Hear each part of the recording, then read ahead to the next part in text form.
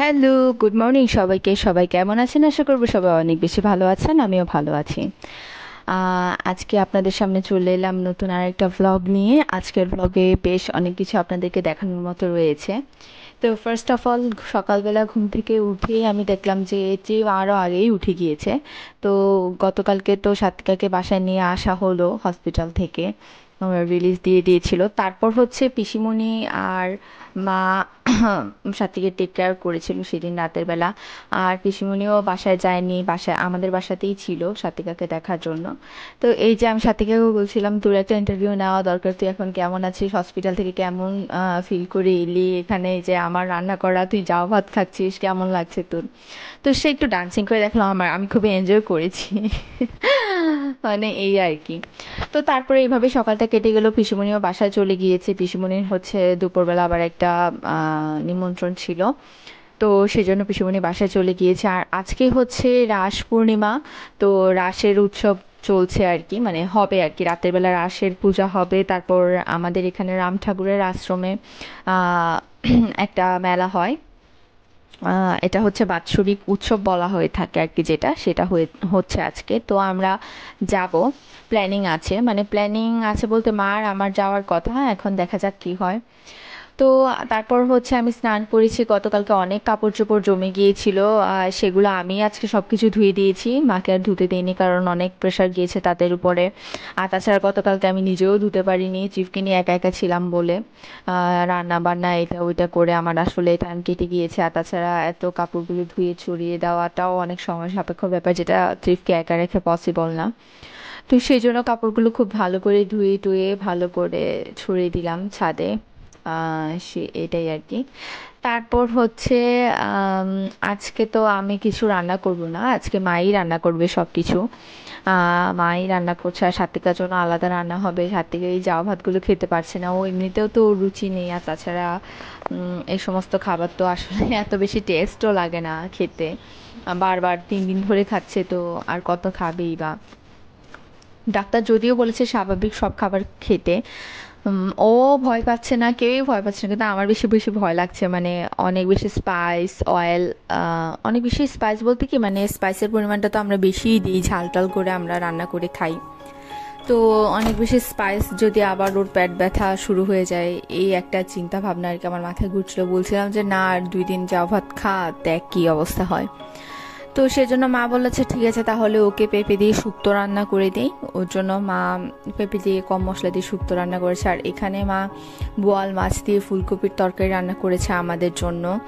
আর রান্না করেছিল বাঁধাকপি দিয়ে আলু ভাজা ভাজা টাইপের। আর এখানে করলা ভাজা ছিল। আর এই ডালটা গতকালকে রাতে যেটা রান্না করেছিলাম সেই ডালটাই রয়ে গিয়েছে আর কি। এই গাছগুলো একটু আগে আপনাদেরকে ছাদে দেখিয়েছিলাম, এই গাছগুলো আবার ঘরেও আছে। আবার হচ্ছে সম্পাদি ভোগ লাগিয়েছিল, সেই প্রসাদও দিয়ে গিয়েছে। তো আমি প্রসাদই বেশি খেয়ে নিয়েছিলাম, যদিও আমার বোয়াল মাছ ফেভারেট, কিন্তু আর খাওয়া হয়নি। প্রসাদ খেয়ে একদম পেট ভরে গিয়েছিল, সেজন্য আমার আর খাওয়া হয়নি। আর এখানে আমি আমার মায়ের সাথে শুয়েছিলাম দেখে ত্রিভ এত হিংসুটে টাইপের, সে তাড়াতাড়ি দৌড়ে চলে এসেছে। আমার একটা এই পুতুলটা হচ্ছে, আমি মানে আমার বিয়ের আগে থেকে এটা অভ্যাস, আমি কুল বালিশ ইউজ করি না, আমার কোনো না কোনো একটা ডল ইউজ করি আমি, যে ডল কুলে নিয়ে ঘুমানো আর কি। তো যাই হোক, পরবর্তীতে বিয়ের পরে আর কোনো ডল ছিল না, তখন কুলবালিশই ইউজ করেছি। মানে কুলবালিশ না তেমন একটা অভ্যাস নেই, ইউজ করেছি বলতে ওই ঘুমিয়েই থাকি আর কি। তো তারপর আবার হচ্ছে পার্মানেন্টলি আমি যখন বাসায় চলে এসেছি তখন থেকে আবার হচ্ছে ডল নিয়ে ঘুমাচ্ছি আর কি।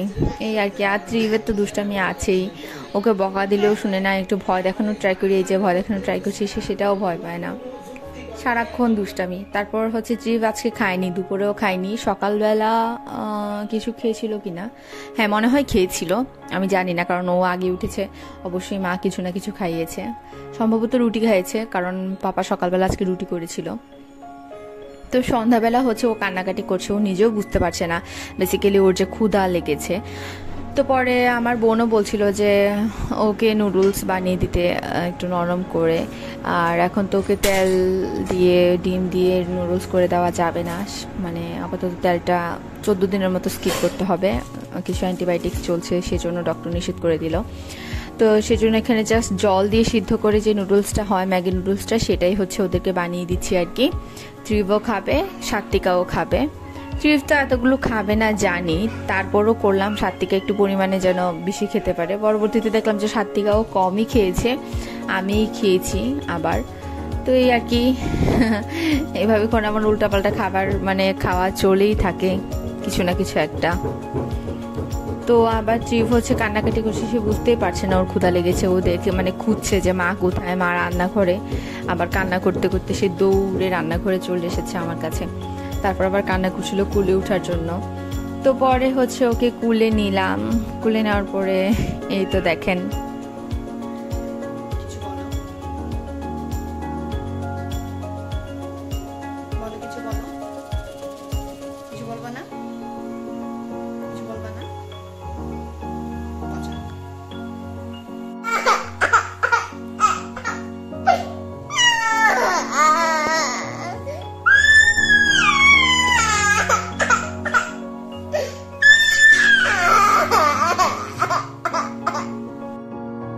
কান্না করেই চলেছে। আবার খাবার দিচ্ছি, খাচ্ছেও না। তো সে কি বুঝবে যে তার ক্ষুধা লেগেছে? মানে সে বুঝতেও পারছে না তার ক্ষুধা লেগেছে। খাবার দিচ্ছি আবার খাচ্ছেও না।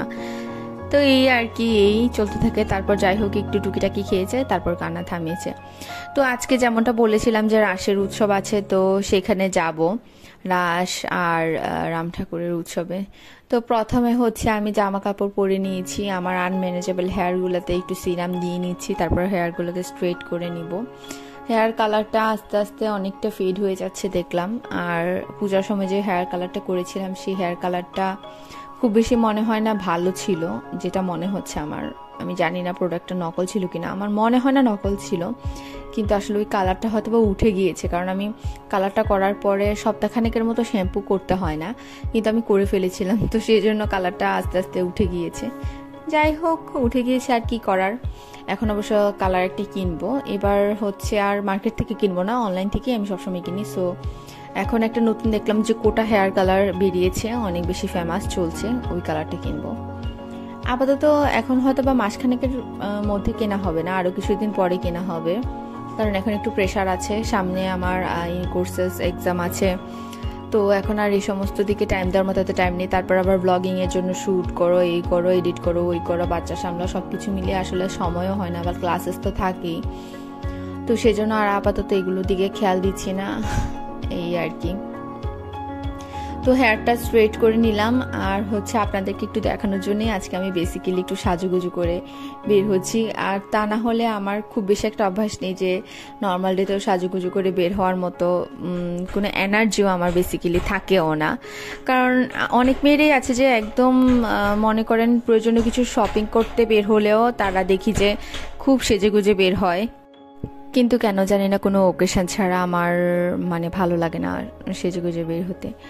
তো এই তো ভাবলাম যে আপনাদেরকে একটু দেখাই, সেই জন্যই। এই দেখেন আমার হেয়ার কালার একটু একটু মানে এই জায়গা সেই জায়গা দিয়ে উঠে গিয়েছে।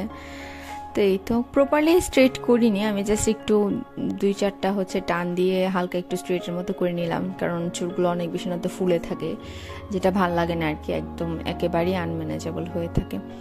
তো তারপর আমি রেডি হচ্ছিলাম, এখানে আমার বোন দাঁড়িয়েছিল, কি যেন আমাকে বলছিল, আমি নিজেও বুঝতে পারছিলাম না। তো সেগুলো নিয়ে হচ্ছে আমি আবার একটু মানে ওই যে হয় না বাংলা সিনেমাতে যেমন রিয়েকশন দেয়, সেরকম একটু রিয়েক্ট করছিলাম আর কি। তো এই যে আমি জাস্ট নর্মালি একটু পাউডার লাগিয়ে নিয়েছি, ফেস পাউডার যেটা থাকে সেই পাউডারটা লাগিয়ে নিয়েছি। তারপর একটু আইলাইনার ইউজ করেছি, মাস্কারা ইউজ করেছি, আর সিম্পল একদম সিম্পলি হচ্ছে লিপস্টিক ইউজ করেছি আর কি। তো এই ছিল হচ্ছে আমার রেডি হওয়া। ইদানিং আবার খেয়াল করছি আমার ওয়েটটা একটু গেইন হয়েছে, কি করব বুঝতে পারছি না। মুখটাকেও সামলাতে পারি না, খালি খাই খাই খাই খাই খাই খাই করি, আবার এখান দিয়ে মোটা হয়ে যাচ্ছে, সেটাও একটা টেনশন, মানে এই আর কি। তো তারপর হচ্ছে রেডি টেডি হয়ে নিলাম। ত্রিফকে তো নিব না, কারণ এখন অনেক রাত, প্রায় 9টার মতো বাজে। ত্রিফকে নিব না, ত্রিফকে সন্ধ্যার পরে বেরও করবো না, এখন হালকা হালকা একটু ঠান্ডাও পড়ছে। আবার তাছাড়া এত বেশি ভিড় হয়, আপনারা ভিডিওতে তো দেখবেনই, এত এত এত ভিড় হয়। আর লাস্ট কয়েকদিন বাচ্চা হারানোর এত বেশি ঘটনা শুনছি, যেটা আমার একদম মানে আমার এখন চিন্তা করলেই ভয় লাগে যে ভাই আমি ট্রিপকে নিয়ে মনে হয় যে বেরিয়ে হব না, চার দেয়ালের মধ্যে ওকে আমি আটকে রাখি, কি করি না করি। মায়েরা এমনই ফিল করে হয়তো বা বাচ্চাদেরকে নিয়ে।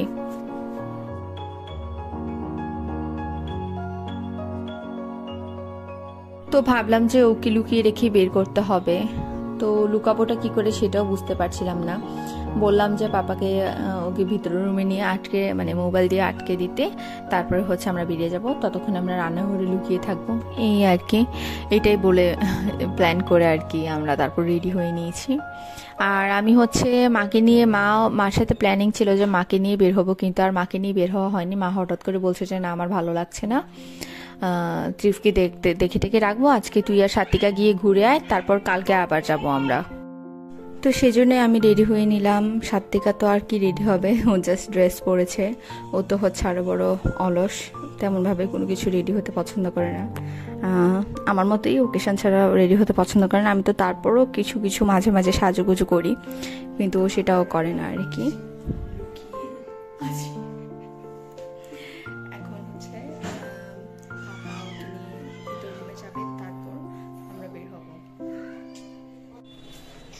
তো বের হয়ে আবার দেখলাম যে এখানে আকাশে কি সুন্দর একটা চাঁদ উঠেছে। তো আমি আর সাথীকে হেঁটে যাচ্ছিলাম আর ভিডিও করছিলাম। তারপর গিয়ে হচ্ছে রিক্সা নিয়ে নিয়েছি। আর আজকাল কি একটা অবস্থা, মানে রিক্সায় উঠা মানেই হচ্ছে ভাড়া 30 টাকা, 30 টাকা নিচে কোনো ভাড়া নেই। খুব রেয়ার পাওয়া যায় যে 20 টাকায় রাজি হয়, তারপরে অন্যান্য দিন রাজি হয়। আর এখন তো অনেক রাত হয়ে গিয়েছে, আর আজকে অনেক যেহেতু আজকে মানে সব শহরের, খুলনা শহরটা তো আর খুব বেশি একটা বড় না, শহরের সব রিক্সাওয়ালারাই জেনে গিয়েছে যে আজকে সবাই হিন্দুরা সব মন্দিরে যাবে আর কি। তো এখানে ওরা 30 টাকা, 40 টাকা, 50 টাকা নিচে কোনো ভাড়াই বলছিল না আর কি। তো এই তো বেরিয়ে পড়েছি, রিক্সায় বসে বসে এইটা ওইটা কথা বলছিলাম, আর রাস্তাঘাট দেখতে দেখতে দেখতে দেখতে আমরা হচ্ছে পৌঁছে গিয়েছিলাম মন্দিরে। তো মন্দিরে যাওয়ার সময় দেখলাম যে টাউন হলে হচ্ছে মুসলিমদের মাহফিল চলছিল, না জানি কি একটা চলছিল। সেটা নিয়ে আমার কোনো ঝামেলা নেই বা কোনো কিছু বলার নেই, সেটা অবশ্যই যে যা ধর্ম পালন করবে বা যেটাই করবে। কিন্তু একটা জিনিস খুব বেশি খারাপ লাগলো, সেটা হচ্ছে একেবারে মন্দিরের গেটের সামনেই হচ্ছে তারা একটা মাইক লাগিয়েছে, যেখানে চিৎকার চেঁচামেচি করে হচ্ছে মানে উগ্র উগ্র কথাবার্তা বলা হচ্ছিল হিন্দুদের বিরুদ্ধে।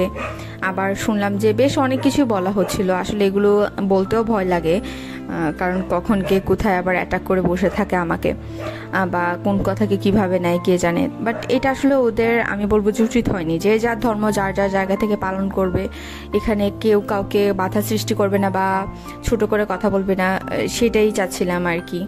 কিন্তু আসলে এই কাজটা কি করলো, আসলে কারা যে এরকম করে, কেন করে এবং কেন এই উগ্রতা, আমি বুঝতে পারি না। তো যাই হোক, এখানে দেখলাম যে অনেক মেলা বসেছে, অনেক মাটির জিনিস, অনেক সুন্দর সুন্দর। আমাদের বাসায় মোটামুটি সবগুলো আইটেমে আছে, ছোট থাকতে হচ্ছে আমরা অনেক কিনেছি, এগুলা অনেক আছে। তো সব কিছুই রেখে দিয়েছি। আমি আর আমার বোন মেয়ে বাচ্চা ছিলাম বলে হয়তো বা সব কিছু এখনো পর্যন্ত অক্ষত আছে। কিন্তু আমার ছেলেকে যদি এগুলো কিছু কিনে নিয়ে দেই, ও মনে হয় না একটা জিনিসও পরের দিন মানে 24 ঘন্টা যেতে দেবে, সেটা ভেঙে চুরে একেবারে একাকার করে দেবে। আসলে ছেলে বাচ্চারা হয়ই এমন। তো এখানে এটা আসলে আর আলাদা করে বলার মতো কিছু নেই। তো এখানে দেখলাম যে গালিবাড়িতে রাসের পূজা চলছে, তখনও পর্যন্ত হচ্ছে রাস ঘুরানো শুরু হয়নি। তো আমরা যেহেতু রাসটা বেসিক্যালি ঘুরানো শুরু হবে আমার মনে হয় যেটা যে 11টার পর থেকে আর কি। তো ততক্ষণ তো আসলে ওয়েট করব না। আসলে আমার বাবা মা কখনই আমাকে সন্ধ্যার পরে, আমাকে আর আমার বোনকে সন্ধ্যার পরে বাসার বাইরে অ্যালাউই করেনি, কখনোই করেনি। আমি বিয়ের আগে কখনোই আমার মনে হয় না যে আমি কখনো সন্ধ্যার পরে বাসার বাইরে ছিলাম বা আমাকে বের হওয়ার কোনো পারমিশন দিয়েছিল। খুব সম্ভবত আমি অনেক ছোট থাকতে, 7 থাকতে, আমার ফ্রেন্ড সিথি তো সবসময় ব্লগ দেখে, ওর বাসায় আমি ছিলাম। সেটা আমাদের পার্সোনাল অনেক ভালো সম্পর্ক বলেই আমাকে ওখানে থাকতে দেওয়া হয়েছিল। সিথিও আমার বাসায় এসে থাকতে দিয়ে মানে থেকেছিল আর কি। তো ওর বাবা মাও সেম, এভাবে অ্যালাউ করেনি কখনো। আর হচ্ছে বিয়ের আগে একবার, মানে আমার তখন এঙ্গেজমেন্ট হয়ে গিয়েছিল আর কি, তারপরে আমি আমার ফ্রেন্ডের ভাইয়ের বিয়েতে গিয়ে আমার ফ্রেন্ডের বাসায় ছিলাম। তো এই দুইটাই মানে বাইরে স্টে করার আমার পারমিশন আমি বিয়ের আগে পেয়েছিলাম আর কি। তো এই কথাটা কেন বললাম, কারণ আজকাল দেখি যে বাবা মারা একেবারেই কেয়ারলেস, মেয়েদেরকে যেখানে সেখানে ছেড়ে দেয়। বাট আমার মনে হয় যে মেয়ে বলেন ছেলে বলেন, আমি তো কাউকেই বিশ্বাস করতে পারি না, কাউকেই না। আমি মানে কারো কাছেই বাচ্চাকে মানে একেবারে ছেড়ে দেবো সেটা আমি হয় না, মানে এটা আমার দ্বারা হয় না আর কি। তো আচ্ছা যাই হোক, কী বলতে কী বলে ফেললাম, কে কীভাবে নিল বুঝতে পারছি না আর কি এখনও। যে যেভাবেই নেন, যে যার বাচ্চার সেফটি তো অবশ্যই চান, অবশ্যই জানি। তো এখানে তারপরে আবার রাম ঠাকুরের আশ্রমের মেলা দেখতে চলে এসেছি। এখানে অনেক সুন্দর সুন্দর জিনিস দেখতে পাচ্ছি। চুড়ি ছিল, তারপর বেলুন ছিল, ঢোল ছিল। আমার মা আবার বলে দিয়েছে যে আমার ভাইয়ের জন্য অবশ্যই ঢোল আনবি বা কিছু একটা আনতেই হবে তোকে। তো তখন হচ্ছে আর ঢোল ঠিকঠাক মতো খুঁজে পাইনি, মানে সিম্পলি একটা প্লাস্টিকের ঢোল 250 টাকা নিচে তারা সেল করতেই চাচ্ছে না, মানে মেলা দেখে হয়তো বা। আবার এখানে অনেক বেতের জিনিস দেখলাম, মালা দেখলাম, আরও অনেক কিছু দেখেছি। তবে বেশি কিছু কিনিনি, কারণ আসলে আমাদের বাসায় মোটামুটি সব কিছুই আছে। আর তাছাড়া কালকে যখন মাকে নিয়ে আসবো, মার সাথে একসাথে প্ল্যানিং করেই কিনবো। কেন কি হচ্ছে, যেহেতু মার প্রয়োজনীয় জিনিস, কারণ মার সংসারে তো মাই ভালো বুঝবে যে কোনটা প্রয়োজন কোনটা অপ্রয়োজন। আর আমাদের টুকিটাকি যেটা সেটা আমরাই কিনবো আর কি।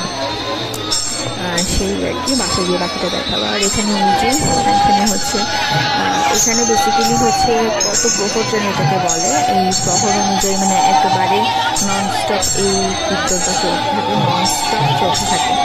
তারপরে হচ্ছে একেবারে 2 দিন না দিন 2.5 দিন থাকে, তারপরে হচ্ছে একেবারে হচ্ছে এটা বন্ধ করা হয় আর কি। এটাই বেসিক্যালি। গত বছর যদিও আমি এখান থেকে নাম নিয়েছিলাম,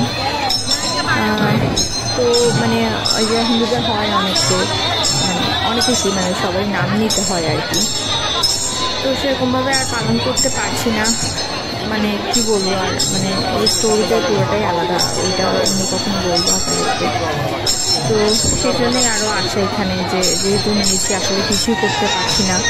বাট এভাবে আসলে কাউকে এভাবে দিয়ে এভাবে করে নাম নেওয়ানোটা উচিত না। মানে একটা মহিলা ছিল আমার জীবনে যে কিনা সব কিছুতেই আমাকে কন্ট্রোল করার ট্রাই করতো, মানে উনি হচ্ছে সব কিছুতেই কন্ট্রোল করবে, এ ধরনের একটা ওনার মনোভাব ছিল। যাই হোক, এসব থেকে এখন বেরিয়ে এসেছি। আসলে এইভাবে কাউকে কন্ট্রোল করে কারোর লাইফে নিজের ডিসিশন দেওয়া উচিত না। এটা যার যার মন থেকে যখন উপযুক্ত মনে করবে তখন সে অবশ্যই সেটা করবে। এভাবে হুট করে করিয়ে দিলাম, নিয়ে নিলাম, একদম জোরপূর্বক না হলে হবেই না, অশান্তি করলাম, ঝগড়া করলাম, এরকম করে তো আসলে হয় না। তো আর একটা মানুষ কতই বা এই সমস্ত মেনে চলবে। বোঝানোর ট্রাই করে হোক, যেভাবেই হোক, কেউ যদি না বুঝতে চায় তাহলে এই সমস্ত থেকে বেরিয়ে আসা ভালো। তো এই আর কি। তারপর হচ্ছে বাসায় চলে আসছি। আসলে প্রত্যেকটা স্টেপে স্টেপে এমন সব কথাগুলো মনে পড়ে যায়, বলতে চাই না কিন্তু তারপরে বলতে হয়। কি আর বলবো, আপনারা হয়তো বা কিছু কিছু কেউ আন্দাজ করতে পারছেন বা পারছেন না। তো এই আর কি। স্পেশালি হচ্ছে এই ভিডিওর কীর্তনটা দেখানোর বেসিক কারণ হচ্ছে টুকোয়ান্টি তো সবসময় ব্লগ দেখো তোমার জন্যই, তোমার বাসার সামনের, মানে এই মেলা এই উৎসবটা যেটা হয় এটার ঠিক অপোজিটে আমার মেজো আন্টির বাসা ছিল। তো সেখানে হচ্ছে আমরা ছোটোবেলা যখন বাসা ছিল আন্টির, তখন হচ্ছে ছোটোবেলা আমরা সেখানে চলে যেতাম, যতদিন এই মেলাটা হতো, উৎসবটা হতো ততদিন ওখানেই থাকতাম, তারপরে আবার বাসায় চলে আসতাম। তো যাই হোক, মানুষের জীবনের বিভিন্ন পর্যায়ে, বিভিন্ন সময়ে, বিভিন্ন সিচুয়েশনে মানুষের সব কিছু ছেড়ে চলে যেতে হয়। তো আন্টিরও সেরকমই হয়েছে। এখানে আর আমরা আসলে সেরকমভাবে যাওয়া হয় না, জাস্ট মেলা ছাড়া আর যাওয়াই হয় না, বা কোনো কাজ ছাড়া সেখানে আমাদের যাওয়া হয় না। তো এই তো বাসায় ট্রিপের জন্য একটা মোবাইল এনেছি, কারণ এই মোবাইলটা আনার কারণ হচ্ছে যে ট্রিপ অনেক বেশি মোবাইলে হ্যালো হ্যালো সারাদিন করতে থাকে, মোবাইল নিয়ে টানটানি করতে থাকে, এবং সে এখন এটা নিজে শিখে গিয়েছে কিভাবে কল দিতে হয়, যাকে তাকে মোবাইল নিয়ে কল দেয়, মানে প্রতিদিনই কাউকে না কাউকে কল দিয়েই চলেছে সে, কি আর বলবো। তো যাই হোক, সেজন্য ভাবলাম যে ওর জন্য একটা মোবাইলই আনি। আর তাছাড়া ঢোল ফোলে সারাদিন যদি সে আওয়াজ করতে থাকে তখন আমারও বিরক্ত লাগবে, সেজন্য ঢোল আনিনি। তবে আমার যা মনে হচ্ছে আমার পিসি আর আমার পাপা নিশ্চয়ই ওর জন্য ঢোলমোল কিছু একটা কিনে ফেলবেই, আমার যা মনে হচ্ছে আর কি। তো এই তো তারপরে দেখলাম যে অনেক খুশি হয়েছে। ফার্স্টে তো একেবারে অবাকই হয়ে গিয়েছে যে এটা কি, হাঁ করে দেখছিল অনেকক্ষণ। কে কল দিছে তোমাকে? দেখি তো, এটা কে?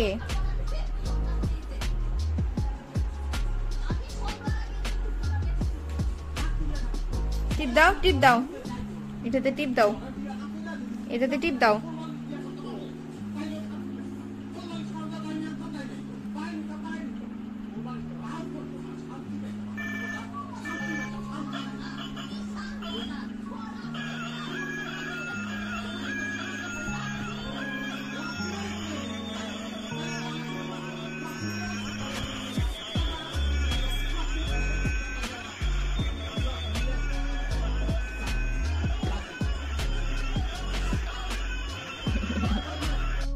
আর এই ক্লিপগুলো কিনেছি, এই ক্লিপগুলোর একটা স্টোরি আছে। তো স্টোরিটা হচ্ছে যে আমরা অনেক মেলা ঘুরছিলাম, অনেক বেশি ঘুরেছি। তো দেখলাম যে হঠাৎ করে এক লোক ছোট্ট একটা ভ্যান মতো করে, মানে ভ্যানও না, জাস্ট একটা ঠেলা গাড়ি, এক চাকার একটা ঠেলা গাড়ি, ছোট্ট একটা ঠেলা গাড়ির মধ্যে এই ধরনের কিছু ক্লিপ, সবগুলো 20 টাকা করে, সব জোড়া, মানে যত জোড়াই আছে সবগুলোর প্রাইস 20 টাকা করে। উনি হচ্ছে দাঁড়িয়ে আছে একটা চিপার মধ্যে, একদম ঘেমিনে এক অবস্থা। তারপর দেখলাম যে উনি হাতে করে, মানে ওনার তো লাইট লাগানোর মতো অবস্থা নেই, হাতে একটা টর্চ লাইটের মতো নিয়ে উনি এটাকে ধরে, মানে এটার উপরে ধরে দাঁড়িয়ে আছে। দেখে এত বেশি খারাপ লাগছিল, মানে আমি চিন্তা করছিলাম, হঠাৎ করে আমি স্টাক হয়ে গিয়েছিলাম। আমি চিন্তা করছিলাম যে মানুষ কতটা কষ্ট করে, মানুষের জীবনে কত বেশি কষ্ট থাকে, আর আমরা টুকিটাকি কষ্টকে একদম বলি যে না, আমাদের লাইফটা কি হয়ে গেল, আমরা এত কেন কষ্ট করছি, ভগবান কেন আমাদেরকে কষ্ট দিচ্ছে। কিন্তু আবার এইগুলো দেখলে মনে হয় যে আমরা কত ভালো আছি, অন্তত 3 বেলা খাবার খেয়ে যাচ্ছি, খাবার নিয়ে কোনো টেনশন নেই আমাদের, ঘুমাচ্ছি খাটের মধ্যে, ঘুম নিয়ে কোনো টেনশন নেই আমাদের, ঘুম থেকে উঠছি, মানে প্রতিদিন যে খাবার পাচ্ছি, প্রতিদিন যে সুন্দরভাবে টেনশন মুক্তভাবে ঘুম থেকে উঠতে পারছি, এটাই তো অনেক কিছু। তো তারপরে সেজন্য খুব খারাপ লাগছিল আমার, সেজন্য আমি এই ক্লিপটা কিনেছি আর কি। এটা কেনার মতো কোনো প্ল্যানিং ছিল না, তারপরেও কিনেছি। সেরকমভাবে আসলে মানে এই ধরনের কোনো প্ল্যান ছিলই না যে ক্লিপ কিনবো। তো তারপরে হচ্ছে সাত্বিকা এই মালাগুলো কিনেছে আর কি। তো এই মালাটা হচ্ছে, এই ধরনের একটা মালা ওকে আমি কক্সবাজার থেকে এনে দিয়েছিলাম, এগুলো ব্রিডসের মালা। তো এই মালাটার মতো আমি ওকে বলেছিলাম যে তুই এই মালাটা নিস না, এই মালাটার মতোই তোকে যেটা আমি দিয়েছিলাম সেটা এই মালাটার মতো অনেকটা। এখন বাসা আসার পরে সে বলছে যে হ্যাঁ হ্যাঁ হ্যাঁ এটা কালকে যখন আবার যাবে আবার চেঞ্জ করে আনবি। ওর প্রত্যেকটা কাজই এমন, ওকে বুঝাবে কে? প্রথমে যখন বুঝায় তখন বলে যে আমার প্ল্যানে তোর প্ল্যানে আমি চলবো না, এই না ওই না, হাজারটা কথা বলে। তো যাই হোক, তারপরে হচ্ছে এই রিংগুলো আমি দেখলাম যে এটাও 20 টাকা অনলি, 3টা সেট একসাথে আছে। মানে এই ধরনের, আমার তো হোয়াইট কালার খুবই পছন্দ, এই ধরনের এগুলো আমি পছন্দ করি, তো সেটা কিনে নিয়েছি, আর কিছু না এগুলি। নেক্সট গেলে অনেক কিছু কিনবো, সেগুলো আপনাদের সাথে অবশ্যই শেয়ার করবো। তো আমার আজকের ব্লগ এই পর্যন্ত, ত্রিব ঘুমিয়ে পড়েছে। আপনারা সবাই ভালো থাকবেন, সুস্থ থাকবেন, আমাকে কমেন্ট করবেন, আমার ব্লগগুলো ভালো লাগলে শেয়ার করবেন, আর আমাকে সাবস্ক্রাইব করে দেবেন। সবাই অনেক বেশি ভালো থাকবেন। আমার নেক্সট ব্লগ দেখার জন্য আপনাদের আমন্ত্রণ রইল। Till then, tata.